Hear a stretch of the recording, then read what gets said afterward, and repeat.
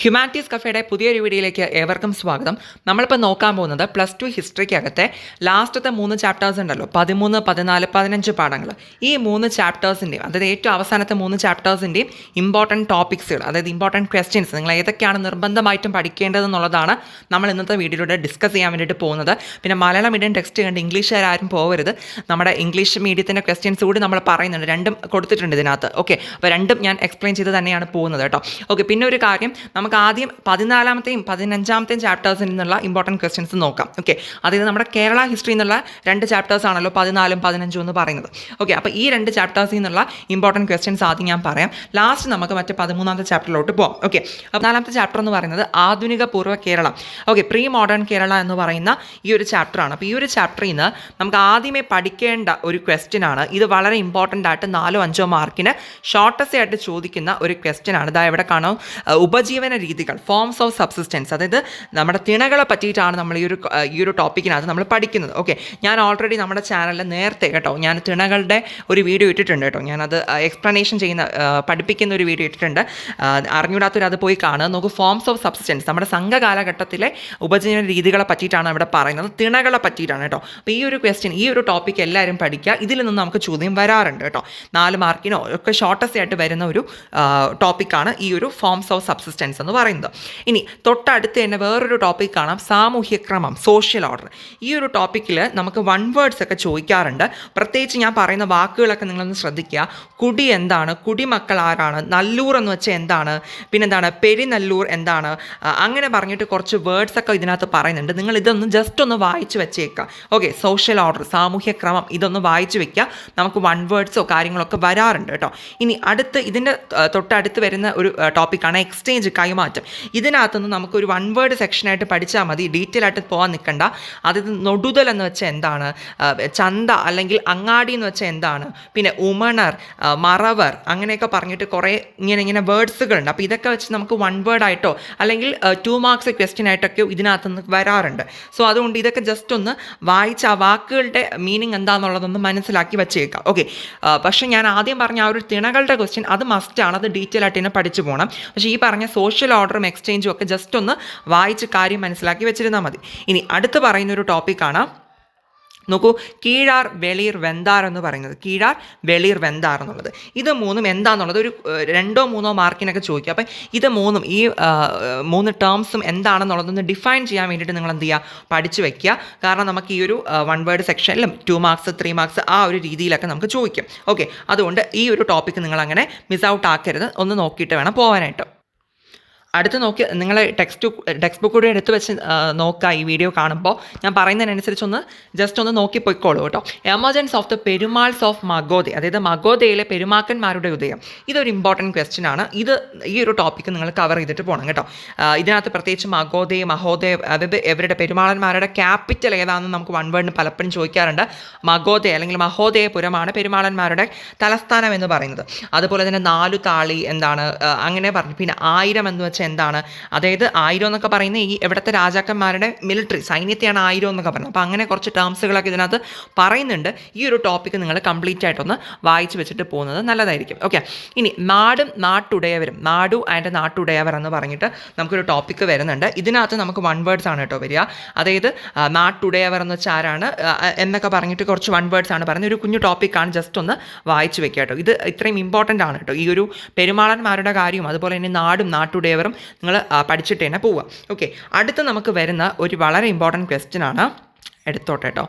ഇതാണ് that is പെരുമാറ്റ സംഹിത അഥവാ കച്ചം എന്ന് പറയാം, കോഡ് ഓഫ് കണ്ടക്ട് ഓർ കച്ചം. ഓക്കെ, കച്ചം എന്നാണ് നമ്മൾ പറയുന്നത് കേട്ടോ. ഈ കച്ചം എന്ന് പറയുന്ന ഈ ഒരു ടോപ്പിക്ക് നമുക്ക് 2 മാർക്സിന് റിപ്പീറ്റ് ചെയ്ത് ചോദിച്ചിട്ടുണ്ട്. ഓക്കെ, എന്താണ്, അല്ലെങ്കിൽ 1 മാർക്കിനും വരാം, കൂടുതലും 2 മാർക്സിന് കണ്ടിട്ടുണ്ട്. സോ ഈ ഒരു ടോപ്പിക്ക് ഇത്ര കുഞ്ഞു ടോപ്പിക്കല്ല, ഇതെല്ലാവരും കൃത്യമായിട്ട് പഠിച്ചിട്ട് പോകണം.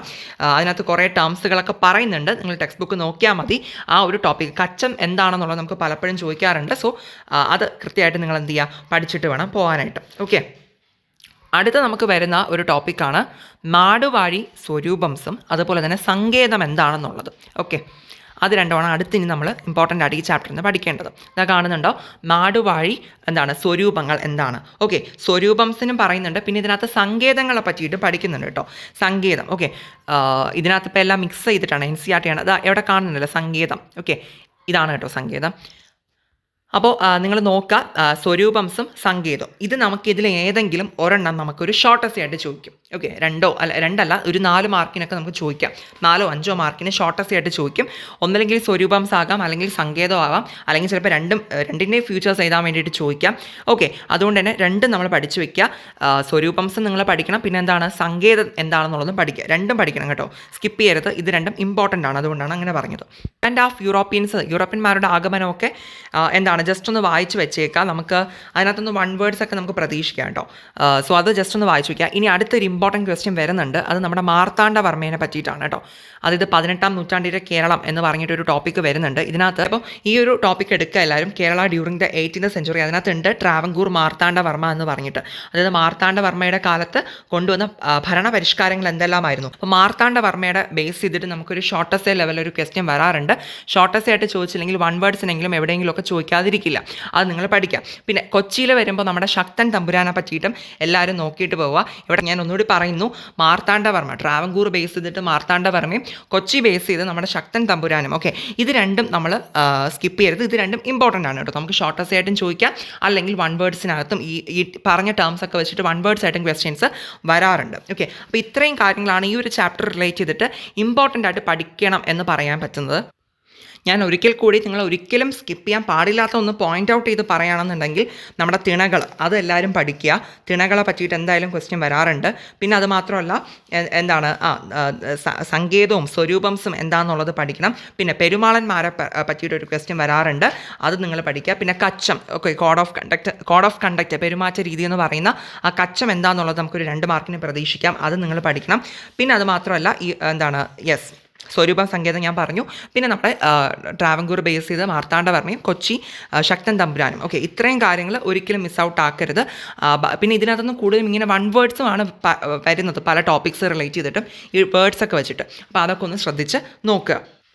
ഇനി അടുത്ത് നമ്മുടെ 15ാമത്തെ ചാപ്റ്ററാണ് കേരള ടുവേർഡ്സ് മോഡേണിറ്റി, കേരളം ആധുനികതയിലേക്ക് എന്ന് പറയുന്ന ഈ ഒരു പാഠം. ഇത് കുറച്ചുകൂടി കമ്പാരിറ്റീവ്ലി മറ്റേതുമായിട്ട് അപേക്ഷിച്ച് നോക്കുമ്പോൾ കുറച്ചുകൂടി ഈസി ആയിട്ട് തോന്നുന്നുണ്ട് കേട്ടോ.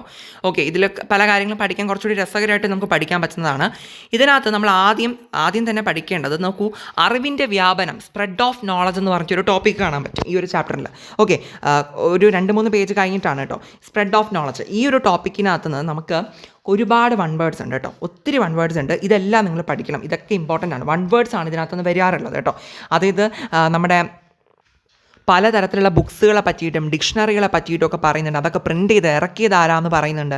അങ്ങനെ ഒരുപാട് പേരുടെ പല ബുക്സിൻ്റെ പേരും ഓതേഴ്സിൻ്റെ പേരും ഒക്കെ പറയുന്ന ഒരു ടോപ്പിക്കാണ് ഇത്. നിങ്ങൾ പഠിക്കുക കേട്ടോ. നമ്മുടെ സംക്ഷേപ വേദാർത്ഥത്തെ പറ്റിയിട്ടൊക്കെ പറയുന്നുണ്ട് ഇതിനകത്ത്. പിന്നെ പല ആദ്യത്തെ ഡിക്ഷണറി, ഓക്കെ, അതിനെ പറ്റിയിട്ടൊക്കെ ഇതിനകത്ത് പറയുന്നുണ്ട്. സോ ഈ ഒരു ടോപ്പിക്കിനകത്തുള്ള ഈ ഒരു ബുക്സുകളുടെ പേരായിക്കോട്ടെ, ഡിക്ഷണറീസിൻ്റെതായിക്കോട്ടെ, അതിൻ്റെയൊക്കെ ഓതേഴ്സ്, ഇതെല്ലാം കൃത്യമായിട്ട് നിങ്ങൾ എന്ത് ചെയ്യുക, പഠിക്കുക. 1 വേർഡിന് കണക്കാക്കി വേണം ഈ ഒരു ടോപ്പിക്കിനകത്തുനിന്ന് പഠിക്കാൻ വേണ്ടിയിട്ട്. ഓക്കെ, ഇനി അടുത്ത് വരുന്ന ഒരു ക്വസ്റ്റ്യനാണ് ഇത് early resistance against colonialism. Okay, colonial എന്താണ് ഭരണത്തിനെതിരായ ആദ്യകാല ചെറുത്തുനിൽപ്പുകൾ എന്ന് പറയുന്നത്. ഇതൊരു നമുക്കൊരു 5 മാർക്കിനൊക്കെ ഷോർട്ടസ്റ്റ് ആയിട്ട് ഒരുമിച്ച് ചോദിക്കാം. ഓക്കെ, കാരണം ഇതിനകത്ത് ഒരുപാട് സബ് ടോപ്പിക്സുകൾ പഠിക്കാനുണ്ട്. ഇത് നിങ്ങൾ ഈ ഒരു പ്രോപ്പർ, ഇതാണ് മെയിൻ ഹെഡിങ്, ഇതൊന്നും നിങ്ങൾ ശ്രദ്ധിക്കുക. കൊളോണിയൽ ഭരണത്തിനെതിരായ ആദ്യകാല ചെറുത്തുനിൽപ്പുകൾ, ഏർലി റെസിസ്റ്റൻസ് അഗെയിൻസ്റ്റ് കൊളോണിയലിസം. അപ്പോൾ ഈ ഒരു ടോപ്പിക്കിനകത്ത് നമുക്ക് പഠിക്കാനുള്ളതാണ് പഴശ്ശി കലാപം, പഴശ്ശി റിവോൾട്ടിനെ പറ്റിയിട്ട്. ഇമ്പോർട്ടൻ്റ് ആണ്, ഇതൊന്നും നമുക്ക് സ്കിപ്പ് ചെയ്യാൻ പറ്റില്ല. പഴശ്ശി കലാപം, പഴശ്ശി റിവോൾട്ട്, അത് നിങ്ങൾ പഠിക്കണം. പിന്നെ വേലുത്തമ്പി പാലിത്തച്ചൻ ബേസ് ചെയ്ത് ഈ ഒരു ടോപ്പിക് നമ്മൾ പഠിക്കണം. മീൻസ് ട്രാവൻകൂറും കൊച്ചിയും തമ്മിലുള്ള റിലേഷനാണ് അവിടെ പറയുന്നത്. അടുത്ത നമ്മുടെ കുറിച്യ റിവോൾട്ട് പറയുന്നുണ്ട്, കുറിച്യ കലാപം. ഓക്കെ, അത് പഠിക്കണം. അതുപോലെ തന്നെ എന്താണ് മാപ്പിള കലാപങ്ങൾ, മാപ്പിള ഔട്ട്ബ്രേക്സും എവിടെ നിന്ന് പഠിക്കേണ്ടതാണ് കേട്ടോ. ഓക്കെ, ഇത്രയാണ് ഇതിനകത്ത് വരുന്നത്. ഞാൻ പറഞ്ഞല്ലോ മെയിൻ ടോപ്പിക്ക് ഞാൻ കാണിച്ചു തന്നു നേരത്തെ. നമ്മുടെ കൊളോണിയലിസത്തിനെതിരായിട്ട് ആദ്യകാലത്തുണ്ടായ ഏർലി റെസിസ്റ്റൻസിനെ പറ്റിയിട്ടാണുള്ളത്. ഓക്കെ, ആദ്യകാല ചെറുത്തുനിൽപ്പുകൾ ഏതൊക്കെയാണ്, അപ്പോൾ അതിനകത്ത് ഏതൊക്കെ നമ്മൾ പഠിക്കണം? പഴശ്ശി കലാപം പഠിക്കണം. പിന്നെന്താണ് വേലുത്തമ്പി പാലിത്തച്ചിൻ്റെ കാര്യങ്ങൾ പറയണം. അതിനകത്താണ് നമ്മുടെ കുണ്ടറ പ്രൊക്ലമേഷനൊക്കെ വരുന്നത് കേട്ടോ. കുണ്ടറ വിളംബരം എന്നൊക്കെ പറഞ്ഞ് നമ്മൾ കൊച്ചു ക്ലാസ്സിൽ പഠിച്ചിട്ടില്ലേ, ആ ഒരു കാര്യമൊക്കെ അതിനകത്താണ് പറയുന്നത്, ആ ഒരു ടോപ്പിക്കിനകത്ത്. പിന്നെ കുറിച്യ റിവോൾട്ട്, കുറിച്യ കലാപം നമുക്ക് പഠിക്കണം. പിന്നെ മാപ്പിള കലാപങ്ങൾ നമ്മൾ പഠിക്കാം. ഇത്രയും ഇത്രയും കാര്യങ്ങൾ ബേസ് ചെയ്തിട്ട് ഇത്രയും കാര്യങ്ങൾ വെച്ചുകൊണ്ട് നമുക്കൊരു 5 മാർക്കിന് ഷോർട്ട് എസ്സേ ആയിട്ടും ചോദിക്കാം. അല്ല അങ്ങനെ ചോദിച്ചില്ലെങ്കിൽ ഇതിൽ ഏതെങ്കിലും ഓരോ സബ് ടോപ്പിക്ക് വെച്ചിട്ടും ക്വസ്റ്റ്യൻസ് വരാറുണ്ട്. ഫോർ എക്സാമ്പിൾ പഴശ്ശി റിവോൾട്ടിനെ പറ്റിയിട്ട് എന്താണ് അതിൻ്റെ കാര്യങ്ങളെ കുറിച്ചിട്ട് എഴുതാൻ വേണ്ടി അല്ലെങ്കിൽ ഷോർട്ട് നോട്ട് എഴുതാൻ വേണ്ടിയിട്ട് അങ്ങനെയൊക്കെ ചോദ്യങ്ങൾ വരാറുണ്ട്. അതും ഷോർട്ട് എസ്സേ ആയിട്ടാണ് വരാറുള്ളത് കേട്ടോ. അപ്പോൾ മൊത്തത്തിൽ ഒരുമിച്ചും ഈ ഒരു മെയിൻ ടോപ്പിക്ക് തന്നിട്ട് ചോദിക്കാം, അല്ലെങ്കിൽ ഇതിൽ ഏതെങ്കിലും ഓരോ ടോപ്പിക്സ് ആയിട്ട് സെപ്പറേറ്റ് ആയിട്ട് നമുക്ക് ചോദ്യങ്ങൾ വരാറുണ്ട് കേട്ടോ. അപ്പോൾ അതുകൊണ്ട് ഈ ഒരു ടോപ്പിക് ആരും സ്കിപ്പ് ചെയ്യരുത്. പിന്നെ അതുപോലെ അടുത്ത് പറയാനുള്ള ഒരു ഇമ്പോർട്ടൻറ്റ് ടോപ്പിക്കാണ്, ഇതിനടുത്ത് തന്നെ കാണാൻ പറ്റും, സാമൂഹിക പരിഷ്കരണം, സോഷ്യൽ റിഫോംസ് എന്ന് പറഞ്ഞിട്ട്. ഇതിനകത്ത് നമുക്ക് പഠിക്കാനാണെങ്കിൽ ഒരുപാട് കാര്യങ്ങളുണ്ട്. വൈകുണ്ഠ സ്വാമികളെ പറ്റിയുണ്ട്, ശ്രീനാരായണ ഗുരു ഉണ്ട്, ചട്ടമ്പി സ്വാമികളുണ്ട്, പിന്നെന്താ അയ്യങ്കാളി, വക്കം അബ്ദുൽ ഖാദർ മൗലവി, വാഗ്ഭടാനന്ദൻ ഒക്കെ ഉണ്ട് കേട്ടോ. പിന്നെ മാർ കുര്യാക്കോസ് ഏലിയാസ് ചാവറ, വി.ടി. ഭട്ടതിരിപ്പാട്, ഇത്രയും ആൾക്കാരെ പറ്റി നമുക്ക് പഠിക്കാനുണ്ട്. ഇതിൽ നിന്ന് നമുക്ക് ക്വസ്റ്റ്യൻ ചോദിക്കുന്ന ഒരു 1-2 മാർക്കിൻ്റെയും ചോദിക്കുന്നുണ്ടാവുക. പക്ഷെ നമുക്ക് ഇതെല്ലാം പഠിച്ചിരുന്നാലേ ആ ഒരു മാർക്ക് നമുക്ക് നേടിയെടുക്കാൻ പറ്റുള്ളൂ. കാരണം ഇതിനകത്ത് ഈ ഓരോ ആൾക്കാരുടെയും പല കാര്യങ്ങൾ പറയുന്നുണ്ട്. അവരുടെ എന്താണ് പറയുക, ജന്മസ്ഥലം പറയുന്നുണ്ട്, അവർ ഇമ്പോർട്ടൻ്റ് ആയിട്ട് എഴുതിയിട്ടുള്ള ബുക്സുകളുടെ പേര് പറയുന്നുണ്ട്, അവരുടെ പരിഷ്കാരങ്ങൾ എന്തായിരുന്നു, റിഫോംസ് എന്തായിരുന്നു എന്ന് പറയുന്നുണ്ട്. ഇതൊക്കെ നമ്മൾ പഠിച്ചു വയ്ക്കാം. പറ്റുന്നവരെല്ലാം ഇത് കംപ്ലീറ്റ് ആയിട്ട് തന്നെ പഠിക്കണം. കാരണം ഇതിൽ എവിടെ നിന്ന് വേണോ നമുക്ക് ചോദ്യം വരാം. മിക്കവാറും ഈ 1 വേർഡ്സ് സെക്ഷനിൽ തന്നെയാണ് ഇത് വരുന്നത്. ഓക്കെ, അപ്പോൾ അതുകൊണ്ട് നമുക്ക് എല്ലാം പഠിച്ചു കഴിഞ്ഞാൽ നമുക്ക് എവിടെ നിന്നുള്ള മാർക്ക് സ്കോർ ചെയ്യാൻ പറ്റും. ഓക്കെ, അതുകൊണ്ട് തന്നെ എല്ലാവരും ഒന്ന് ഇത് ഫുൾ ടോപ്പിക് ഒന്ന് കവർ ചെയ്തിട്ട് പോകാനായിട്ട് ശ്രദ്ധിക്കുക. ഓക്കെ, കാരണം നമുക്ക് എവിടെ നിന്ന് വേണോ വരാം. ഓക്കെ, ആരെ പറ്റിയായിരിക്കും ചോദിക്കുക എന്നുള്ളത് നമുക്ക് പറയാൻ പറ്റില്ല. ഓക്കെ, ഇത്രയും ആൾക്കാരുണ്ട്, എവിടെ നിന്ന് വേണോ, ആരെ ബുക്സ് ആയിക്കോട്ടെ, റിഫോംസ് ആയിക്കോട്ടെ, ഏത് തരത്തിൽ വേണോ നമുക്ക് ക്വസ്റ്റ്യൻസ് വരാം. ഓക്കെ, അതുകൊണ്ട് ഈ ഒരു ടോപ്പിക്ക്, സോഷ്യൽ റിഫോംസ് എന്ന് പറയുന്ന ഈ ഒരു ടോപ്പിക്ക് എല്ലാവരും കംപ്ലീറ്റ് ആയിട്ട് നോക്കിയിട്ട് പോകാൻ ശ്രദ്ധിക്കുക. ഇനി ഈ റിഫോംസ് ഒന്നും പഠിക്കാൻ പറ്റുന്നില്ല വെച്ച് കഴിഞ്ഞാൽ എന്താക്കുക, നിങ്ങൾ ജസ്റ്റ് ഇത്രയെങ്കിലും പഠിക്കുക. ഇമ്പോർട്ടൻ്റ് ആയിട്ടുള്ള ആൾക്കാരും അവരുടെ പ്രധാനപ്പെട്ട മൂവ്മെൻറ്റുകൾ എന്തെങ്കിലും ഉണ്ടെങ്കിൽ അവർ കൊണ്ടുവന്നിട്ടുള്ള പ്രധാനപ്പെട്ട, ഇപ്പോൾ ഫോർ എക്സാമ്പിൾ വൈകുണ്ഠ സ്വാമികളാണെന്നുണ്ടെങ്കിൽ സമത്വ സമാജം എന്ന് പറയുന്ന പ്രസ്ഥാനം കൊണ്ടുവന്നിട്ടുണ്ട്. കാണുന്നുണ്ടല്ലോ അല്ലേ. അപ്പോൾ ഇങ്ങനെയുള്ള പ്രധാനപ്പെട്ട കാര്യങ്ങൾ, പിന്നെ അദ്ദേഹത്തിൻ്റെ പ്രസിദ്ധീകരണങ്ങൾ പറഞ്ഞിട്ടുണ്ട്, അഖില തിരട്ട്, അരുൾ നൂലെന്നൊക്കെ പറഞ്ഞു. അപ്പോൾ ഇങ്ങനെയുള്ള കാര്യങ്ങളെങ്കിലും മാക്സിമം പഠിക്കാൻ പറ്റുന്നവരെല്ലാം പഠിച്ചിട്ട് തന്നെ പോകാം കേട്ടോ. അപ്പോൾ ഇത് ഫുള്ള് പഠിക്കണമെന്ന് തന്നെയാണ് ഞാൻ പറയുന്നത്. കാരണം നമുക്ക് എങ്ങനെ വേണം നമുക്ക് ക്വസ്റ്റ്യൻ വരാം. ഓക്കെ, അപ്പോൾ നമുക്കത് മാർക്ക് സ്കോർ ചെയ്യാൻ പറ്റുമല്ലോ, അത്രയേ ഉള്ളൂ. അടുത്ത് നിങ്ങൾ കാണുന്നുണ്ടായിരിക്കും ഒരു മേജർ ടോപ്പിക്കാണ് ഒരു ജനാധിപത്യ സമൂഹത്തിനായുള്ള പോരാട്ടം, struggle for A democratic society എന്ന് പറയുന്നത്. ഓക്കെ, ഇതൊരു മെയിൻ ടോപ്പിക്കാണ്. ഇതിനകത്ത് പല കാര്യങ്ങളും സബ് ടോപ്പിക്സ് ആയിട്ട് വരുന്നുണ്ട്. എന്തൊക്കെയാണെന്ന് വെച്ചിട്ടുണ്ടെങ്കിൽ ചാനാർ കലാപം, ഷാനാർ അജിറ്റേഷൻ. ഓക്കെ, അതെന്താണെന്ന് പഠിക്കണം. പിന്നെ വൈക്കം സത്യാഗ്രഹം പറ്റി പഠിക്കുക.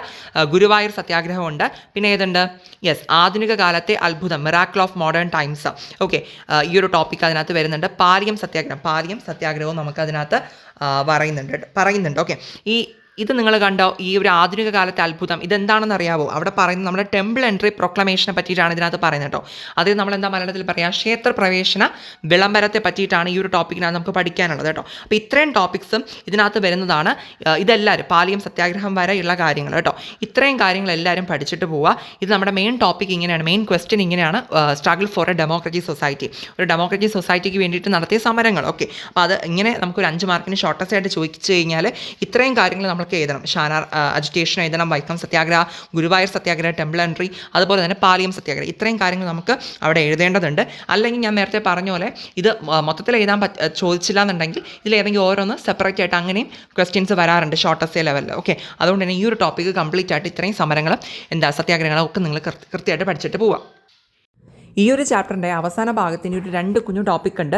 അതിനകത്ത് ജസ്റ്റ് 1 വേർഡ്സ് ഒക്കെയാണ് ഇമ്പോർട്ടൻ്റ് ആയിട്ട് നോക്കേണ്ടത്. ജസ്റ്റ് ഒന്ന് വായിച്ചു വെച്ചാൽ മതി. ജനകീയ സമരങ്ങൾ, പോപ്പുലർ സ്ട്രഗിൾസ് എന്ന് പറയുന്നതാണ് ഒന്നാമത്തെ ആ ഒരു ടോപ്പിക്ക്. പിന്നെ ഇതാണ് Malayali identity and the movement four A United Kerala. അതായത് മലയാളി സ്വത്വബോധവും ഐക്യ കേരളത്തിനായിട്ടുള്ള പ്രസ്ഥാനവും. ഓക്കെ, അവിടെ എന്തോ പ്രിൻറ്റിങ് മിസ്റ്റേക്കും കാര്യങ്ങളൊക്കെയാണ് കേട്ടോ. ഓക്കെ, അപ്പോൾ ഈ 2 ടോപ്പിക്സ് ജസ്റ്റ് ഒന്ന് നിങ്ങൾ നോക്കിയിട്ട് പോയാൽ മതി. ഇതിനകത്ത് പ്രത്യേകിച്ച് വരുന്നത് ഈ ഒരു പോപ്പുലർ സ്ട്രഗിൾസ് എന്ന് പറഞ്ഞ ഈ ഒരു ടോപ്പിക്ക് റിലേറ്റ് ചെയ്തിട്ടാണെങ്കിൽ നമ്മുടെ കയ്യൂർ സമരം 1941 നടന്നതാണ്, കയ്യൂർ റിവോൾട്ട്. അതുപോലെ തന്നെ പുന്നപ്ര വയലാർ സമരം 1946 നടന്നതാണ്. അതൊക്കെ നമുക്ക് ക്രൊണോളജിക്കൊക്കെ ചോദിക്കാറുണ്ട്. അങ്ങനെ കുറച്ച് 1 വേർഡ്സ് ആണ് അതിനകത്ത് വരുന്നത്. പിന്നെ മലയാളി ഐഡൻറ്റിറ്റി എന്ന് പറഞ്ഞ് അടുത്ത് കാണിച്ച ആ ഒരു ടോപ്പിക്കിനകത്ത് നോക്കൂ, 1.25 കോടി മലയാളികൾ, കേരളം മലയാളികളുടെ മാതൃഭൂമി. ഈ 2 ടെക്സ്റ്റ് ബുക്കുകൾ എഴുതിയത് ആരാന്ന് ചോദിക്കാറുണ്ട്. അത് നമ്മുടെ EMS നമ്പൂതിരിപ്പാടാണ് ആ 2 ടെക്സ്റ്റ് ബുക്കുകളും എഴുതിയത്. പിന്നെ ലീലാ തിലകം എന്ന് പറയുന്ന ഒരു ഗ്രാമർ വർക്കിനെ പറ്റി പറയുന്നുണ്ട്. അപ്പോൾ ഇങ്ങനെയുള്ള ജസ്റ്റ് ഒന്ന് പോയിൻ്റ് ഔട്ട് ചെയ്ത് ജസ്റ്റ് ഒന്ന് വായിച്ചിട്ട് പോയാൽ മതി ഈ 2 ടോപ്പിക്സും. ഓക്കെ, ഇനി അടുത്ത നമ്മുടെ 13ാമത്തെ ചാപ്റ്റർ എന്ന് പറയുമ്പോൾ അഡീഷണൽ ടെക്സ്റ്റിലെ 2ാമത്തെ ചാപ്റ്ററാണ് കേട്ടോ.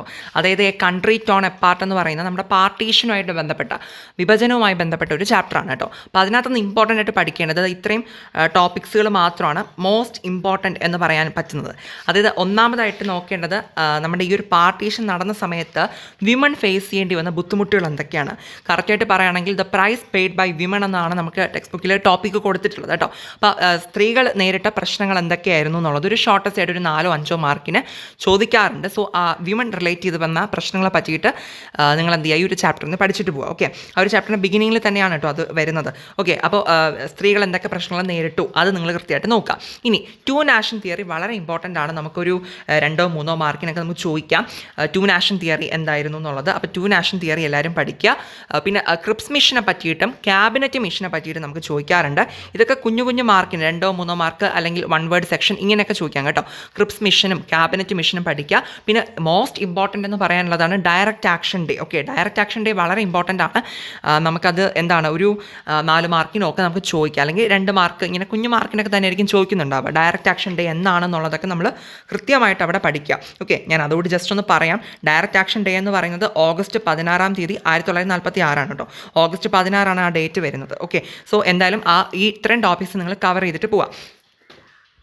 പിന്നെ ഈ ഒരു ചാപ്റ്റർ 13ാമത്തെ ചാപ്റ്ററിൽ ഈ ഒരു ക്വസ്റ്റ്യൻ കൂടി പഠിക്കണം കേട്ടോ. ഇതിൻ്റെ ഏറ്റവും ലാസ്റ്റ് വരുന്നതാണ് Mountbatten plan. Mountbatten പ്ലാനിനെ കുറിച്ചുകൂടി നിങ്ങൾ നോക്കിയിട്ട് പോകണം കേട്ടോ. ഇത്രയാണ് മെയിനായിട്ട് പറയുമ്പോൾ ഉള്ള ടോപ്പിക്സ് കേട്ടോ. ബാക്കിയൊക്കെ ജസ്റ്റ് ഒന്ന് വായിച്ച് വെച്ചിരുന്നാൽ മതിയാവും. അപ്പോൾ നമ്മൾ മെയിനായിട്ടുള്ള എല്ലാ ക്വസ്റ്റ്യൻസും പറഞ്ഞിട്ടുണ്ട് ഈ 3 ചാപ്റ്റേഴ്സ് റിലേറ്റ് ചെയ്തിട്ട്. നിങ്ങൾക്ക് വീഡിയോ യൂസ്ഫുൾ ആയിട്ടുണ്ടെന്നുണ്ടെങ്കിൽ എന്ത് ചെയ്യുക, നിങ്ങളുടെ ഫ്രണ്ട്സിനൊക്കെ ഒന്ന് ഷെയർ ചെയ്ത് കൊടുക്കുക, ചാനൽ സപ്പോർട്ട് ചെയ്യുക. പിന്നെ എന്തെങ്കിലും ഡൗട്ട്സ് ഈ പറഞ്ഞത് ആയിട്ട് ബന്ധപ്പെട്ട് എന്തെങ്കിലും ഡൗട്ട്സ് വന്നിട്ടുണ്ടെന്നുണ്ടെങ്കിൽ കമൻറ്റ് സെക്ഷനിൽ ഒന്ന് അറിയിക്കുക കേട്ടോ. ഞാൻ റിപ്ലൈ തരാം. ഓക്കെ.